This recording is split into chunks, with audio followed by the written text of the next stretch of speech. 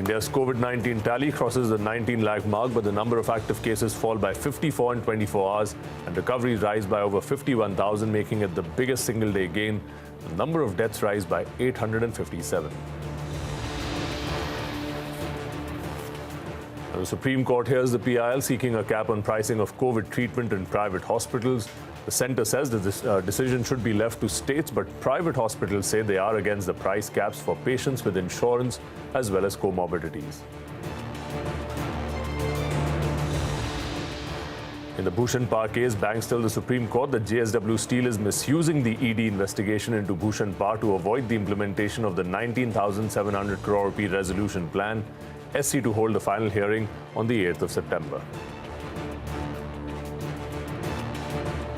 And the RBI's Monetary Policy Committee is in a huddle and the street is divided on the outcome. CNBC TV 18's poll among economists and bankers show 50% expect a quarter of a percentage point cut in the repo rate to 3.75%. The other 50% believe inadequate transmission may cause a status quo. And the market ends flat, failing to hold on to opening gains. The Sensex closes 25 points lower and the Nifty gains a meager 6 points. Not much action in broader markets as well, with the Nifty Bank up 19 points and the mid-caps gaining 85 points. Gold, though, hits another high at 55,045 rupees per 10 grams. And the heaviest rainfall since 2005 continues to pound Mumbai. Road traffic disrupted as several trees get uprooted. Local authorities warn of flash flooding in several parts of the city. And Prime Minister Narendra Modi lays the foundation stone of the Ram Mandir in Ayodhya, says the Ram Temple will usher in a new era of unity and vikas. 175 people present at the ceremony, including RSS Chief Mohan Bhagwat, UP Governor Anandiben Patel and Chief Minister Yogi Adityanath. Lebanon's capital Beirut wakes up to devastation after a huge explosion kills 100 people and wounds more than 4,000. Rescuers continue to search for victims. The blast also destroys silos containing 85% of the country's food grain reserves. The city's governor says half of the city is damaged.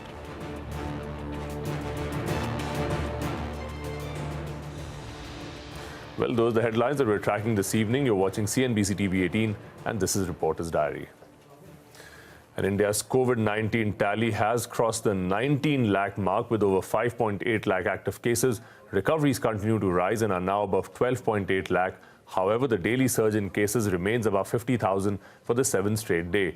But the recovery rate has also risen above 67%, with more than 51,000 people recovering in 24 hours as of 8 a.m. this morning. Now, active cases have also dropped by 54 during this period. Now, among districts, Pune, Bengaluru and Thane have the most active case load.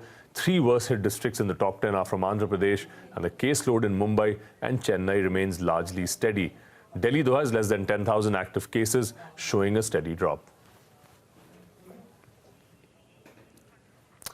And let's also take a look at some other COVID-related headlines that we're tracking at this hour. So, Madhya Pradesh Chief Minister Shivraj Singh Chauhan has been discharged from hospital after recovering from COVID-19. He had been admitted to hospital for 11 days after testing positive on the 25th of July. And Union Minister Dharmendra Pradhan tweeted last night that he has been tested positive for coronavirus and has been admitted to Medanta Hospital in Gurgaon. He's the second central minister to be infected by the COVID-19 virus after Home Minister Amit Shah. And over 10,000 policemen in Maharashtra have contracted COVID-19 so far. Of these, 107 have died, including 10 officers. Officials say 50% of the fatalities are from the Mumbai police. And singer SP Balasubramaniam tests positive for COVID-19 and is currently undergoing treatment at MGM Hospital in Chennai. The veteran singer has about 40,000 film songs under his belt, including those in Hindi, Telugu, Tamil, Malayalam, as well as Kannada. And globally, the coronavirus death toll crosses the 7 lakh mark, with the United States and Brazil leading the rise in fatalities. But US President Donald Trump says the outbreak is under control.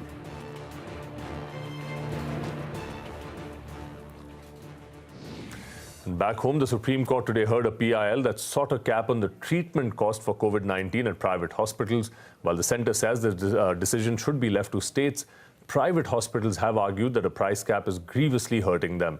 They also oppose the capping treatment capping the treatment costs for patients who have been covered under health insurance or those who have comorbidities. Now, at least 10 states, including Maharashtra, Delhi, Karnataka, Rajasthan, Chhattisgarh, as well as Telangana, have set a ceiling on treatment costs, though the rates are different in each state. Now, the Supreme Court is going to hear that case again after 2 weeks. And we spoke to Sunita Reddy of Apollo Hospitals, Ashutosh Raghuvanshi of Fortis, as well as Dr. Alok Roy of the Medical Group of Hospitals on what they think of the price cap for COVID-19 treatment at private hospitals. Let's hear out what they have to say. So yes, I think these price caps in some way are self-defeating. But having said that, I think most of the cases, we've already done quite a few cases. We've done over 30,000 cases with the price caps. So I believe that I hope that going forward, the government will be more open about pricing. Yeah, so we have been also dealing with the price cap in most of the states we operate. There is already some kind of price cap or the other. We have also treated somewhere close to about 18 to 20,000 patients by now. And this definitely has been a very trying time. I also expect the government to be a little more proactive and open, as Sunita said, because these prices are simply not sustainable. Patient does not require a binary treatment for COVID, which is A or B. Their patients are complex, they have comorbidities, and they require specialized treatments at times. So the costs are going to be different, and hence the bill is going to be different. If it is a scientific discussion, if it is the costing has been properly assessed, then there will be a realistic figure. Whatever figures are floating or have been put in have been done very thoughtlessly. They have not been done with the proper costing and proper planning. It has just been done to please people. You may please people, but it will cripple the industry. And the hunt for a vaccine continues with over 100 candidates from around the world. India's 2 indigenous vaccines developed by Bharat Biotech as well as Zydus Cadila have completed the first dosing in healthy volunteers in the first phase of the trials. Archana Shukla is here with a status check on the vaccine race. Archana, so how do things stand right now? Well, yes, remember yesterday ICMR's Balram Bhargav said that both Zydus Cadila and Bharat Biotech have completed the first phase and would be initiating second phase. So let me tell you what is the status right now as far as Bharat Biotech ICMR's Covaxin is concerned. The first set of dosing in 375 volunteers have been completed. All the trial sites are now in the process of dosing, giving the second dose, which is supposed to be given after 14 days. Remember, Bharat Biotech ICMR vaccine is a double dose vaccine to be given at a gap of 14 days. So that's the status right now. Some of the trial site investigators who we spoke to said that the initial safety data that they have seen is pretty clean. No adverse impact of the vaccine doses was seen in the volunteers.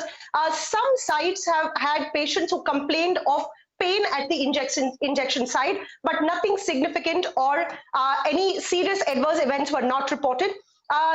Phase 2 trial for Bharat Biotech would start once the second dosing in the 375 volunteers for the first phase would complete, and second phase would be done across 11 sites on 750 volunteers.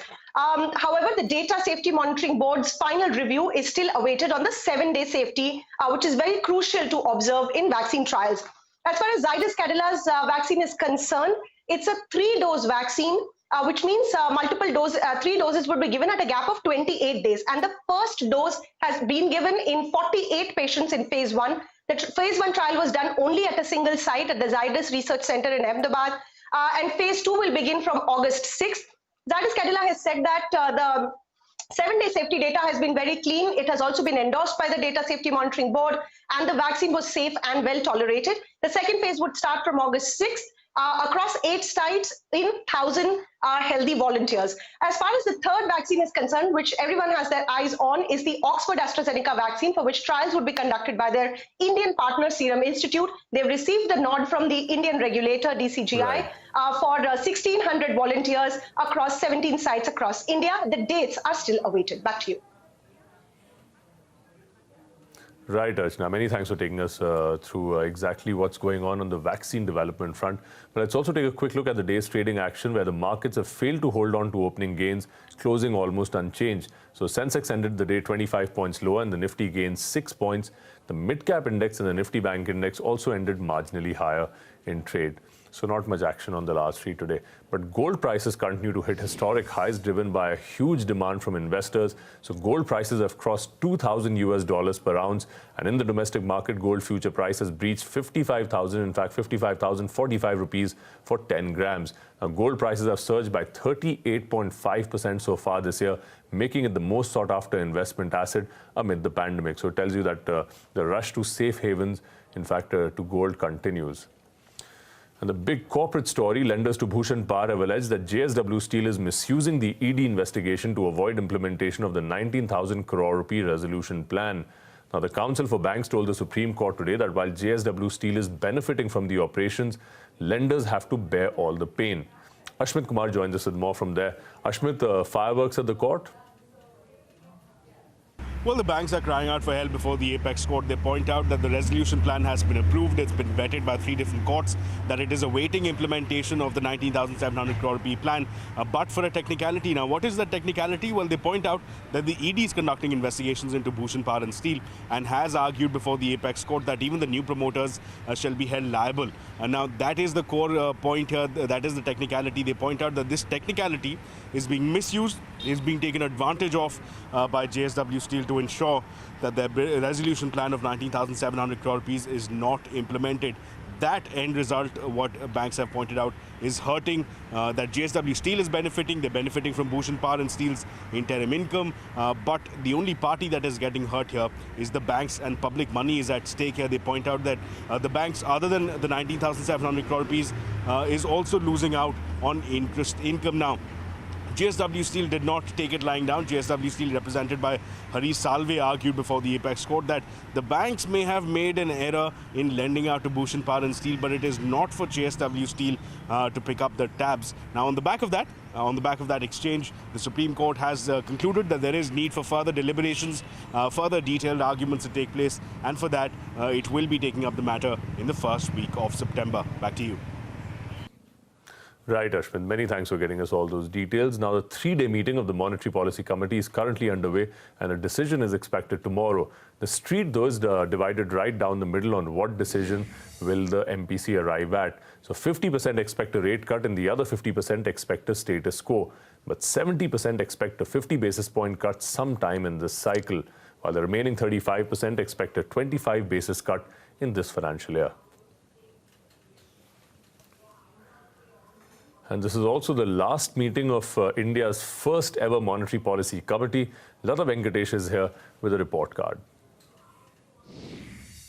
Well, this month is historic because the 4-year term of the first ever Monetary Policy Committee comes to an end. This is important because until 4 years ago, the governor alone was deciding the interest rate in the economy, the repo rate. In 2016, this MPC was appointed with 3 external members who would decide which way the repo rates will go. So that first term of this committee comes to an end. It's important. What we're trying to do is to analyze its performance. The first part that hits you is that actually, as the term comes to an end, the MPC has become irrelevant. Why? Because the most important rate, the repo rate, is not the overnight rate anymore. There is so much liquidity that the reverse repo rate is actually the most meaningful rate, and the MPC does not vote on the reverse repo rate. The other reason that makes the MPC kind of less effective is that its mandate was to keep inflation under 6%, but for the last 6 months of the MPC's term, inflation has been averaging 6.5%. But that said, you will still have to agree that the MPC had some achievements, because it is not the MPC's fault that inflation is higher, or it could not concentrate on inflation. Much of it was because of the pandemic. Because of the pandemic, the Reserve Bank had to give more attention to growth and put a lot of liquidity to help the system. Also, the MPC came at a time when there were too many NPAs in the system. So banks wanted lower deposit rates but would not lower lending rates, because with that margin, they could provide for NPAs. Also, the Reserve Bank had to resort to a lot of surplus liquidity to push down yields in the economy. That also made the repo rate a little ineffective. So it's not really the MPC's fault, it's the situation in which it came. But look at the achievements. CPI has to be between 2 and 6% was its mandate. It was for 39 of the 46 months when it was in existence. It has achieved its target. Also, inflation became an important factor in policy making for the government. The government did everything it could to at least give the optics of fiscal restraint. Again, the Monetary Policy Committee was a very independent set of people. Nobody pointed a finger that they were influenced by the government, and the voting proved it. You know, only 9 times there was unanimous vote, 23 times there was split vote, indicating that there was a healthy disagreement and debate within the MPC. It also performed the important task of ring-fencing the governor. You know, previous governors, Dr. Subba Rao, Dr. Rajan, Dr. Reddy, were all influenced, arm-twisted by the finance ministry. In this case, since 6 people were deciding, nobody could influence them much. Also, I think a big achievement of the MPC was that they gracefully accepted when the repo rate was no longer that relevant, or when inflation itself was not the key goal for the economy. When you have an epidemic, you don't look at these things, you have to look at survival first, and they took their irrelevance very gracefully. Now we have to look at the way forward, because this committee's term comes to an end, and the framework also is valid only till March 21. It's a 5-year framework. When it is reviewed, and RBI has set up a committee to review it, a lot of things will have to be tweaked. First of all, the internal committee and public intellectuals will ask whether the repo rate is really effective in controlling inflation. And look at our inflation. It is basket is full of food and fuel, and both these are actually administered prices. Fuel prices administered by the government. Pushing up the repo rate up or down is not going to bring down fuel prices. Many of the food items are also subject to PDS prices, MSP prices, all administered prices. The fisc is very dominant in India. It owns the banks. As well, it is the dominant issuer of debt. What is the bond market? It is the government securities market. So, because of this fiscal dominance, the effectiveness of the MPC and the market mechanism fails. Even the world is moving towards it. So when the new MPC framework is debated, all these points that the current MPC brings to the table will be debated. On that note, we'll slip into a short break, but coming up on the other side, the heaviest rainfall since 2005 continues to pound Mumbai. We'll bring you all the details when we come back.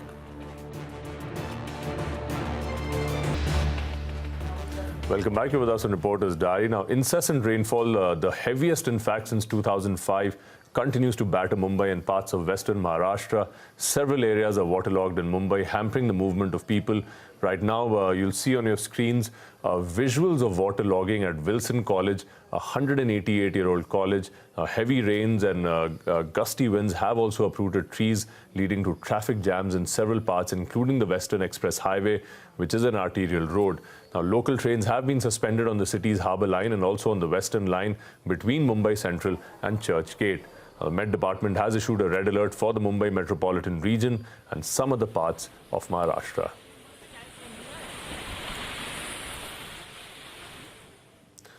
And air traffic data in July showing a marginal increase compared to July, but the first 3 days in August are offering more hope.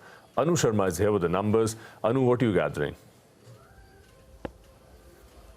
Right, so for the first 3 days of August, if we compare that with the first 3 days of July, there has been a slight improvement. But before that, let me run you through the numbers of June and July. Now, in June, the domestic airlines carried a total of around 19.8 lakh passengers. A back of the envelope calculation shows us that this number has risen in the month of July, and it is around 20 lakh passengers. So definitely there is some improvement in terms of traffic. And if you look at the departures, then over 21,500 departures took place in June. And if you compare this with the figure of July, then this has risen to around 23,500. So these are the flight departures that the month of July has seen. Now we come to the month of August, which started with festivals like Eid and Rakhi. And if you look at the 3 days, August 1st, 2nd and 3rd, the domestic departures have risen by 12%, 12% and 9% on month if you compare it with the same days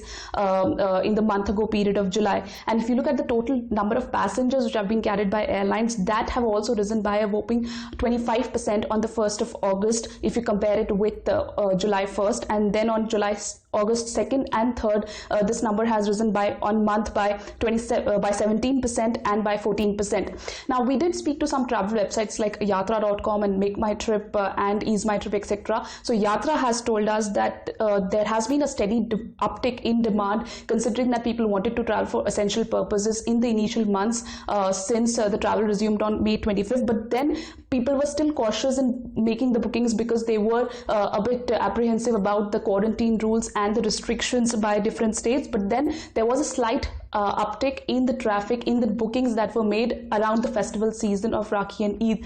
Now, if you look at the comments which had come in from Ease My Trip, then they have said that the maximum bookings that they have seen is for Delhi Srinagar, followed by Delhi Patna on the first 3 days of August, and over 90% of passengers are booking their tickets within 3 days of their travel. So clearly different trends are emerging, and we'll have to wait and watch out for more data to come from DGCA and other government platforms. For now, back to you. Right, Anu, many thanks for getting us all those details. On that note, we'll slip into a short break, but coming up on the other side, Prime Minister Narendra Modi lays the foundation stone of the Ram Mandir in Ayodhya, says the Ram Temple will usher in a new era of unity and vikas. All that and more on the other side. Ending Kashmir's special status, strict curbs and restrictions have been imposed in the valley as a precautionary measure against possible unrest. The administration, which had announced a 48-hour curfew beginning Tuesday morning, issued a fresh order last evening saying that the curfew had been lifted as the day remained incident-free, but made it clear that restrictions would continue in view of a spike in COVID-19 cases. Now, the order states that curbs ordered earlier under Section 144 and the Disaster Management Act will remain enforced. And at least 100 people have been killed and over 4,000 have been injured after a massive explosion ripped apart the port area of Lebanon's capital city, Beirut. The Lebanese Prime Minister has said that the blast was caused by 2,750 tons of ammonium nitrate that had been stored unsafely for 6 years in a warehouse.